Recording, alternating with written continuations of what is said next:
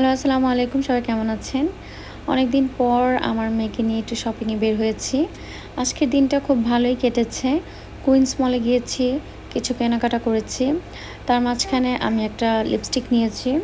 লিপস্টিকটার কালারটা আমার এত ভালো লেগেছে, রেখে আসতে পারলাম না। এটা এত মানে স্মুথ আর এত ঠোঁটে দেওয়ার পর এত ভালো লেগেছে, আমি আর কোনো রকমই রাখতে পারলাম না, নিতেই হলো। ফাইনালি আলহামদুলিল্লাহ নেওয়া হলো।